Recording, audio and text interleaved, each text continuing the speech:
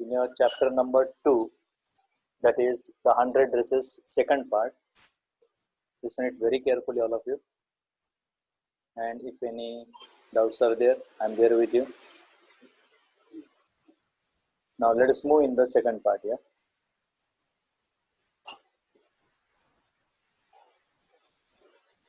The 100 dresses, part 2. Now what happened when all of them gathered together? They were trying to see the pictures and everything. After that, what is the condition? Okay, let us find out what is going to happen in the chapter. Written by the same writer, Else or Esther. अब थोड़ा सा ध्यान देना, आवाज थोड़ी कम आ रही थी, मैं अभी ध्यान से एक एक लाइन को क्लैरिफाई कर देता हूँ. Okay, while the class was circling the room, जब क्लास पूरी तरह से, okay, circling means not to gather together, while they were taking a round, जब वो रूम में एक जगह से दूसरी जगह जब घूम रहे थे, okay, the monitor from the principal's office brought Miss Mason a note. ध्यान से सुनना, यहाँ से स्टोरी की असली टर्निंग पॉइंट है. while जब चल रहा था, जब कोई दूसरा काम चल रहा था, उसी दौरान क्या हुआ? While the class was circling the room, while the class was taking a round in the room, the monitor from the principal's office, monitor जो है प्रिंसिपल सर के या मैडम के ऑफिस में से, ओके, एक नोट लेकर आता है मॉनिटर, या आती है, मेंशन नहीं किया है who is the monitor here. और जब वो नोट लेकर आता है या आती है, तो वो नोट मिस मैसन को दी जानी चाहिए. मिस मैसन उसे क्लास में पढ़ के बताएगी या पहले चेक करेगी क्या है, किस चीज का नोट है. Miss Mason read it several times. Miss Mason ने उस नोट को, ओके, बहुत बार पढ़ा. And studied it thoughtfully for a while. और उस चीज को उन्होंने बहुत सोच समझ कर कुछ समय के लिए ये जो नोट लिखा था उसको ध्यान से स्टडी किया. Then she clapped her hands. और फिर उन्होंने अचानक से क्लैपिंग स्टार्ट किया.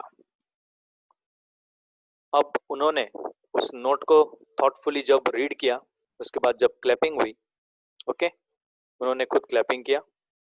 क्लैपिंग के बाद वो पूरे क्लास को बताएगी कि शायद जो नोट आया है वो नोट आखिर किस चीज का है. Okay, now what does she say here? Attention class. पूरी क्लास को अटेंशन करके ध्यान देने के लिए कहा गया. Everyone back to their seat. सब जन अपनी अपनी सीट पर जाकर बैठ जाइए. सब बच्चे जाकर बैठ गए. और उसके बाद when the shuffling of feet had stopped, पैरों की जो शफलिंग होती है, पैरों की जो खास करके आवाज होती है, beating the floor by the feet, उसको शफलिंग कहते हैं, जब वो बंद हो गया अचानक से, and the room was still and quiet, room एकदम बिना मूवमेंट का, मोशनलेस और एकदम शांत हो गया. Miss Mason said. Miss Mason ने कहा, I have a letter from Vanda's father. मेरे पास जो नोट है वो नोट कोई मामूली नोट नहीं है, बल्कि वेंडा के पापा की तरफ से दिया गया ये नोट है. वेंडा के पापा ने ये नोट भेजा था. That I want to read to you, जो मुझे तुम बच्चों के सामने इसे पढ़ना है. उस नोट में क्या लिखा था देखते बाद में. जो दिया है नीचे थोड़ा अलग से, ओके, फॉन्ट में दिया हुआ है, ध्यान से समझना उसको. Miss Mason stood there a moment. Miss Mason पल भर के लिए वहां पर एकदम शांत खड़ी हो गई. And the silence in the room grew tense and expectant. और रूम के अंदर जो साइलेंस है एकदम सीरियस और होपफुल, उसको बोलते हैं एक्सपेक्टेंट. टेंस, सीरियस, और दूसरा मीनिंग है एक्सपेक्टेंट का, okay, that is I said hopeful, आशाओं के साथ कि कुछ तो इंपॉर्टेंट चीज लिखी होगी। The teacher adjusted her glasses slowly and deliberately. Teacher ने लगभग अपने चेहरे पर का रंग जैसे उड़ गया हो ऐसे अपने चश्मे को, अपने ग्लासेस को, ओके, अपने स्पेक्स को धीरे से और डेलिबरेटली, जैसे कुछ जानती हो, नोइंगली, जैसे कुछ पहले से ही उनको पता चल गया हो कि अब ये क्या बताए और कैसे बताए बच्चों को, उसको डेलिबरेट मैनर कहते हैं। जैसे कुछ बताने की उन्हें बहुत जरूरी जैसा लग रहा था। Her manner indicated that what was coming. उनका ये जो मैनर था साफ साफ इंडिकेट कर रहा था कि आगे क्या आने वाला है, उस लेटर में क्या लिखा हुआ है, what is going to be there in the letter, what is the main message in the letter. This letter from Vanda's father, और वो लेटर जो वेंडा के पापा की तरफ से आया था, उसमें आखिर लिखा क्या गया है, what is there, what is the exact message in that particular letter, was a matter of great importance. और ये जो मैटर है, जो सबके सामने ओके बोला जाने वाला है या सबके सामने पढ़ा जाने वाला है या उसको डिलीवर किया जाने वाला है, ये खास करके बहुत इंपॉर्टेंट मैटर था। Everybody listen closely as Miss Mason read the brief note. सब जन एकदम ध्यान से सुन रहे थे जब खास करके मिस मैसन उस नोट को, ओके, जो ब्रीफ नोट है, बहुत लंबा सा नहीं है और बहुत छोटा भी नहीं है, लेकिन ब्रीफ नोट है, ऐसे ब्रीफ नोट को जब वो पढ़ रही थी पूरा क्लास एकदम शांत था। Again I repeat the whole thing. Last chapter में हमने ये पढ़ा, ओवरऑल एक ग्लांस ले लेते हैं, ओवरऑल ग्लांस लेते हैं ऐसा बोला मैंने। सब जन इधर उधर फोटोग्राफ्स देख रहे थे। मॉनिटर प्रिंसिपल के ऑफिस से एक नोट लिखकर जो लाया हुआ है, खास करके ऑफिस से एक नोट मिला है उसे, लिखकर मतलब किसी ने भेजा है, वो लिखकर भेजा हुआ है। मिस मैसन के हाथों में वो थमाया गया। मिस मैसन ने अनाउंसमेंट की, all of you pay attention, be back to your seats. सब जन अपनी जगह पर बैठ जाइए। मेरे पास एक नोट है, उसको पहले उन्होंने ध्यान से बार बार पढ़ के देखा और पढ़ने के बाद तय किया यार ये नोट सबके सामने पढ़ना बहुत जरूरी है। उन्होंने नोट में ये स्टडी भी कर लिया कि नोट बहुत इंपॉर्टेंट है, आज बच्चों को किसी चीज का एहसास होना बहुत जरूरी है, और इसलिए उन्होंने ये डिक्लेयर किया कि ये वेंडा के पापा ने लिखा हुआ लेटर है, वेंडा के पापा की तरफ से आया हुआ लेटर है, और ये नोट में सबके सामने जो पढ़ने जा रही हूँ, जरा उसे ध्यान से, सीरियसली और थोड़े होपफुल मैनर में बच्चे सुनने के लिए तैयार हो गए हैं। उसी दौरान टीचर ने अपने स्पेक्ट को एडजस्ट किया बड़े धीरे से और एकदम डेलिबरेट मैनर में। डेलिबरेटली का मैंने knowingly, as if she knew everything. खास करके तब जब आप कोई विशेष बात बताने जा रहे हो तो आप एकदम अच्छे से सवर के या बहुत सोच समझकर शब्दों का इस्तेमाल करते हैं।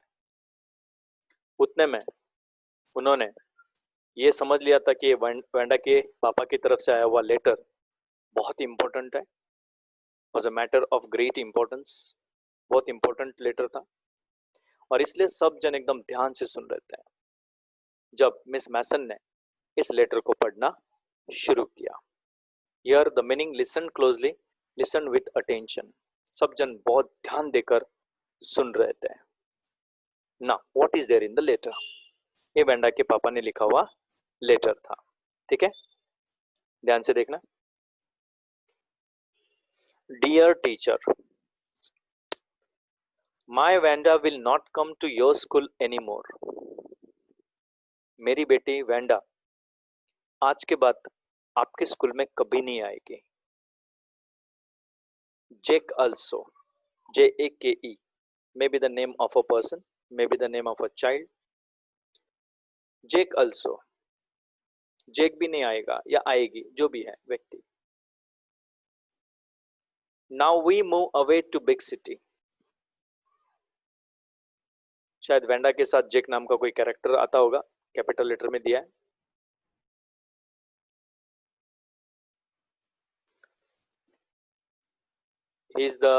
Jake is the possibility is there. He is the winner of that painting, I hope so. Who is the winner of the motorboat painting? वो भी नहीं आएगा। Now we move away to big city. क्योंकि अब हम बड़े शहर में जा रहे हैं। No more holler, Polak. यहाँ पर कुछ शब्दों का खास इस्तेमाल किया गया है। No more holler, no more crying. अब मैं अपनी बेटी को ज्यादा रोते हुए नहीं देख सकता। अब रोना धोना बंद, बस बहुत हो गया। Polak, meaningless word suggesting anger. Polak मतलब हम कभी कभी ना आलतू फालतू जोड़ देते हैं कभी कभी, तो वो जो वर्ड है Polack, okay, meaningless word suggesting anger, एक मीनिंगलेस शब्द है वो कि जो गुस्सा दिखाता है।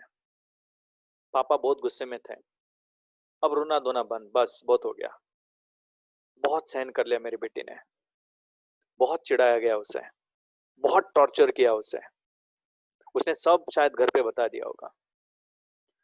No more ask why funny name. अब मेरी बेटी को कोई नहीं पूछेगा कि उसका नाम इतना फनी क्यों है। Plenty of funny names in the big city. क्योंकि बड़े शहर में जब जाएगी मेरी बेटी या मैं भी जाऊंगा तो वहां पर ऐसे न जाने कितने फनी नेम्स होंगे, तब उसे कोई नहीं चिढ़ाएगा। इतना लिखकर उन्होंने एंड कर दिया लेटर सब्सक्रिप्शन के साथ। Yours truly. ट्रूली का स्पेलिंग बहुत जन गड़बड़ करते हैं, TRUE लिख देते हैं, नहीं करने का, गलती से भी मत करना। छोटी बात है, मामूली सी बात है, लेकिन होता है क्योंकि हम इंसान है, भगवान नहीं है।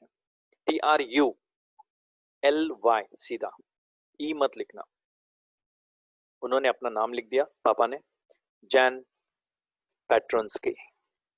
ये था पापा के एकदम अंतरात्मा से लिखी हुई शब्दों का letter.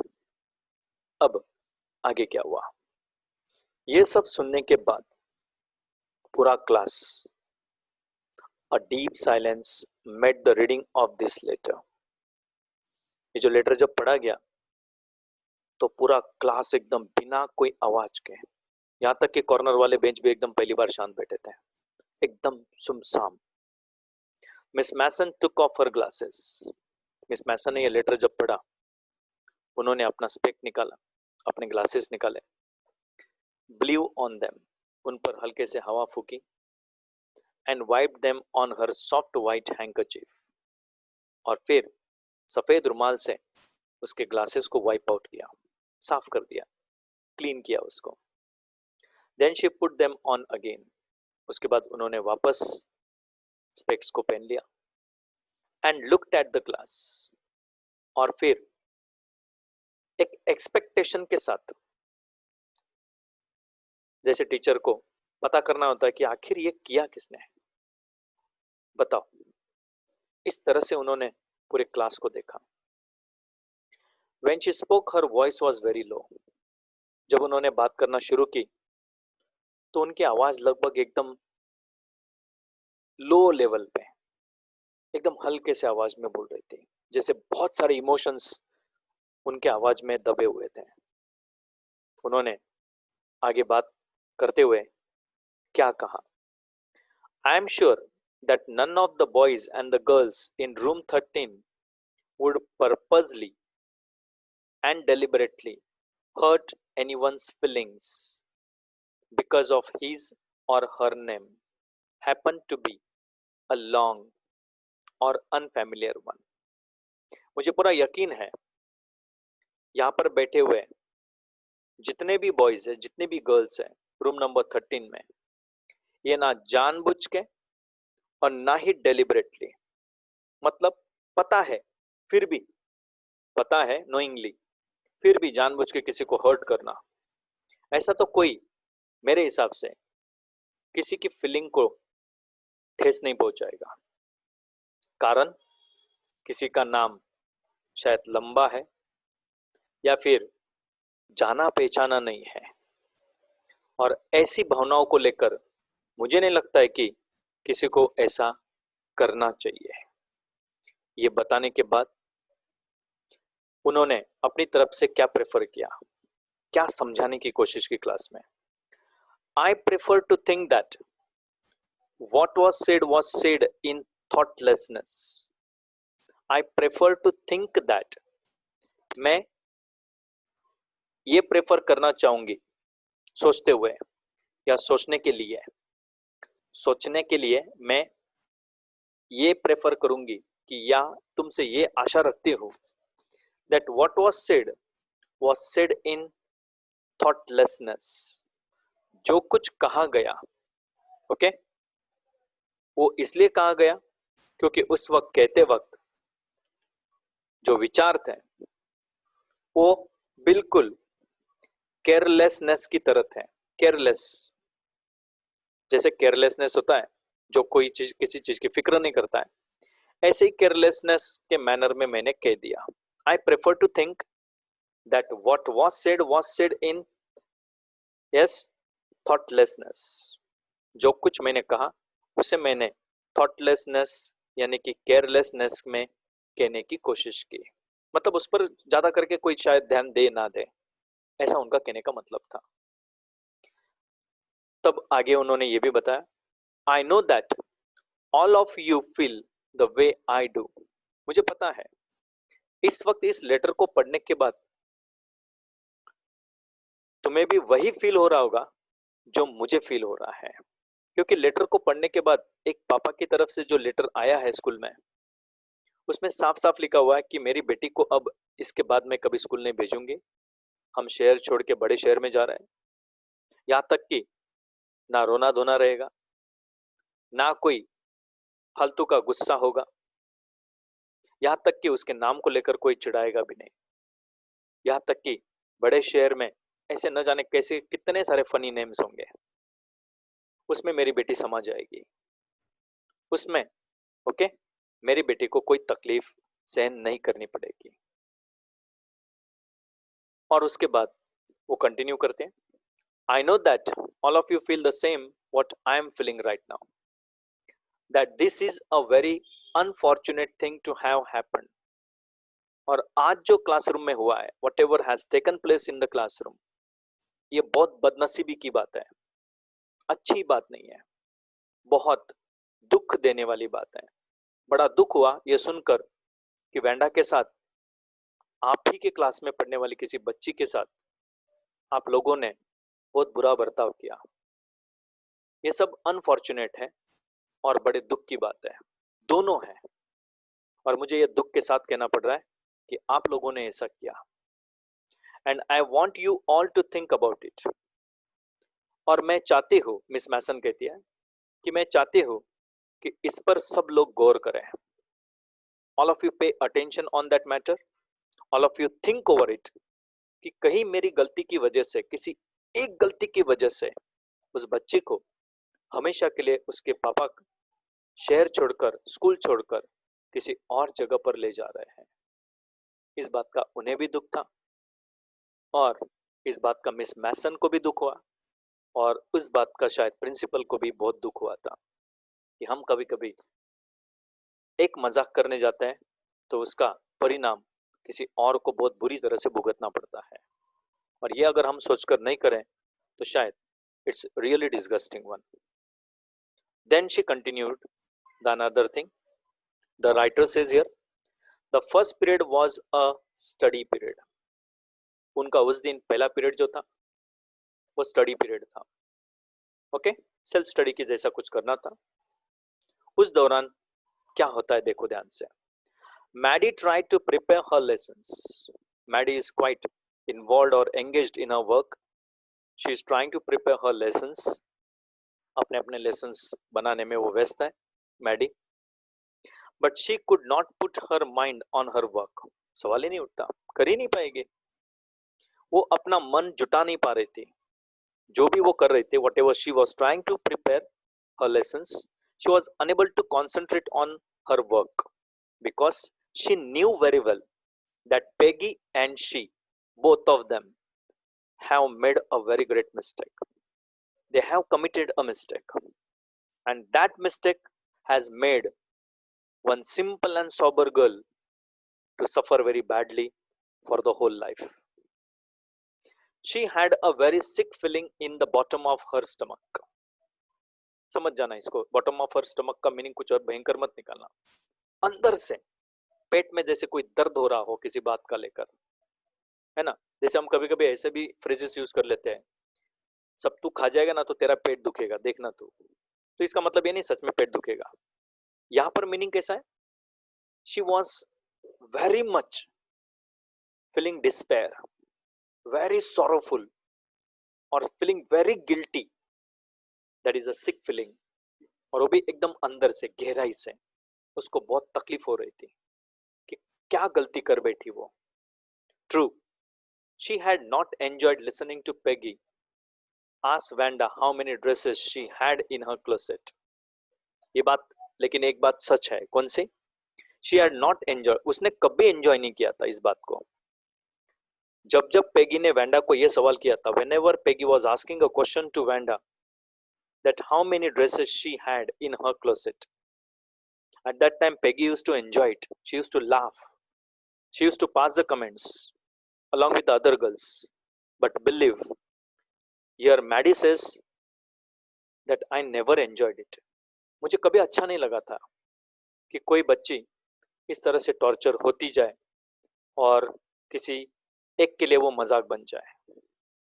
But she had said nothing, लेकिन सामने से सब कुछ सुनने के बाद भी वैंडा ने कभी जवाब नहीं दिया, पलटकर कभी कुछ बोला ही नहीं उसने। चुपचाप बेचारी ने सब कुछ सुना और चुपचाप सहन किया। She had stood by silently. बेचारी ने कोई मोमेंट्स भी नहीं की, थप्पड़ नहीं मारा कि कोई गाली गलौज नहीं की, कुछ नहीं किया। चुपचाप बेचारी खड़ी रहकर, एकदम शांत खड़ी रहकर सब कुछ सहती गई। She was really a tolerable character. Tolerance की हद हो गई उसकी। And that was just as bad as what Peggy had done. और ये उसका चुप बैठना, इस तरह से शांति से सब कुछ सहन करना, ये उतना ही बुरा था जितना पेगी उसके साथ जो कर रही थी, बिल्कुल उतना ही बुरा लग रहा था उसे कि ये कुछ बोलती क्यों नहीं, जवाब क्यों नहीं देती। उसको जवाब देना चाहिए था। कोई दिन सही में पेगी को एक थप्पड़ लगा देना चाहिए था या खरी खोटी सुना देनी चाहिए थी, लेकिन बदनसीबी से उसके अंदर वो कल्चर नहीं था। अच्छी बात यह थी कि उसे खराब चीजें बोलना पसंद नहीं था। किसे? वैंडा को। वैंडा चुपचाप सब कुछ सहन कर लेते थे और इसी बात का मैडी को बुरा लगता है कि वो सब कुछ क्यों सहन कर रही है। ये कितना सहन करेगी, इतना कुछ जब रोज रोज उसको टॉर्चर किया जाता है फिर भी उसे बुरा नहीं लगता है। और तब उसे वो एकदम वर्स कहती है, बहुत खराब हुआ ये, सबसे खराब चीज। She was a coward. आखिर मैडी ने एक वर्ड यूज कर लिया वैंडा के लिए कि वो डरपोक है।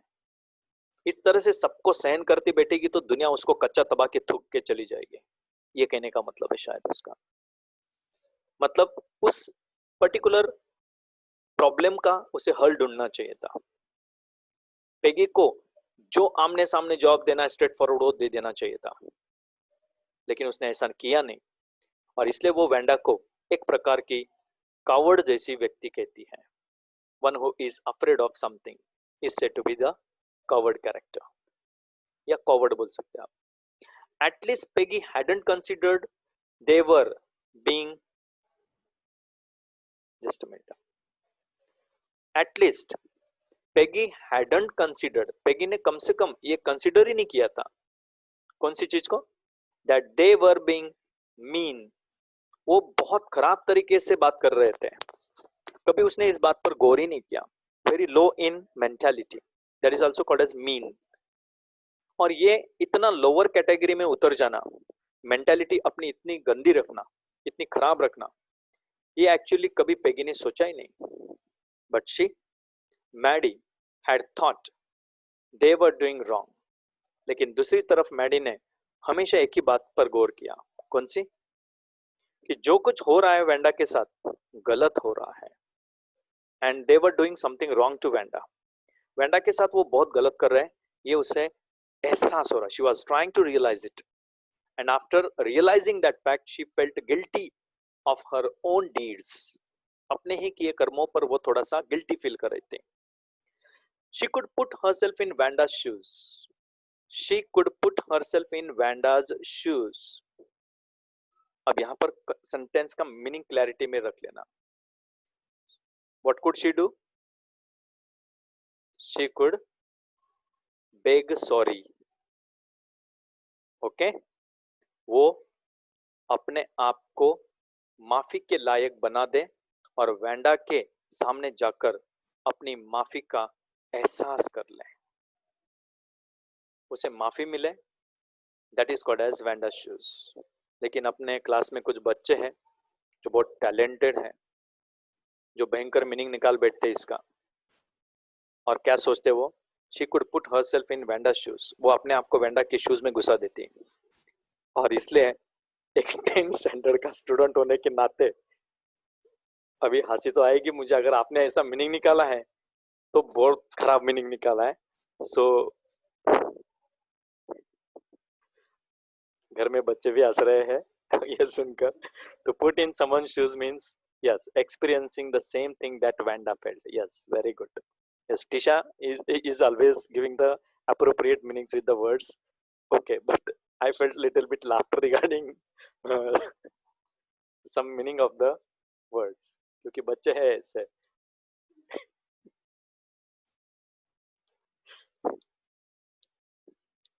चलो नेक्स्ट. ओके, नेक्स्ट इज, हाँ मैं वापस क्लियर कर देता हूँ. उसे बहुत गिल्टी फील हो रहा था. एक्चुअली जितना गिल्टी वेंडा को फील हो रहा था, वेंडा से वो चाहती है कि जाकर माफी मांग ले, उसके पैर पकड़ ले. ऐसा भी हम मीनिंग निकाल सकते हैं. ठीक है. So that is absolutely correct meaning you have given to the class. Sir I thought that only. Okay, कोई बात नहीं है, होता है ऐसे. क्योंकि जब फ्रेजेस के मीनिंग जब पता नहीं होते ना तो हम कुछ सेंटेंसेस को ऐसे ही पढ़ बैठते हैं, है ना. वेंडा के शूज में कैसे घुसा देगी वो अपने आप को, या वेंडा के शूज कैसे पहन लेगी बेचारी. मेंशन किया है she used to come, yes, bare fitted. कभी कभी बेयर फिटेड आती है या फिर अपने पैरों में उसका कीचड़ चिपक कर आता है. ओके, तो मैंने मीनिंग बता दिया और हंसी नहीं रोक पा रहा था इसलिए मैं हंस पड़ा. क्योंकि हम मीनिंग इतना भयंकर निकाल बैठते हैं ना तो बड़ा ऑड जैसा लगता है. चलो ठीक है. गुडनेस. हे भगवान, wasn't there anything she could do? ऐसा कुछ था नहीं क्या कि जो वो कर सकती थी? ऐसा मैडी सोच रही है, खास करके वेंडा के बारे में. ध्यान रखना ये बात. हे भगवान, ऐसा कुछ था नहीं क्या कि जो वो कर सके, या ऐसा कुछ रिप्लाई दे सके, या जोर से 2 तमाचे मार सके. ऐसा कुछ था नहीं कि उसके अंदर capacity. If only she could tell Wanda, okay, she hadn't meant to hurt her feelings. अब इसका और एक मीनिंग भी निकाल सकते हैं हम. वो खुद अपने आप से, मैडी जो है ना, अगर वो अपने खुद की बात कर रही है तो हे भगवान, ऐसा कुछ नहीं है कि जो वो खुद कर सके, वो जाकर माफी मांग ले. ऐसा भी मीनिंग निकाल सकते हैं हम. Okay, depends on the yes criteria of the sentence, what you think, but both will have the same link. एक ही मीनिंग जैसा लिंक लगेगा आपको. Again I repeat, goodness. हे भगवान, ऐसा सोच लो कि मैडी खुद अपने आप से बोल रही है. wasn't there anything she could do? ऐसा कुछ नहीं है कि जो वो खुद जाकर उसके सामने यस बोल के उसे माफी मांग ले. And like that, if only she could tell Vanda she hadn't meant to hurt her feelings. काश वो जाकर वेंडा को ये बोल पाती कि उसे ये सब करते हुए अच्छा नहीं लग रहा था, उसे उसकी फीलिंग्स के साथ खेलना नहीं था, उसकी फीलिंग्स को हर्ट नहीं करने का कोई इरादा नहीं था उसका. बस वो सिर्फ कभी कभी पेगी की वजह से उसका साथ देने के लिए ऐसा किया करती थी. ऐसा रियलाइज करवाना चाहती है. Okay, and then further she turned round and stole a glance at Peggy. और अचानक से उसने टर्न किया और ध्यान से पेगी की तरफ देखा कि पेगी का रिएक्शन कैसा है. Now let us find out in the lesson what does Peggy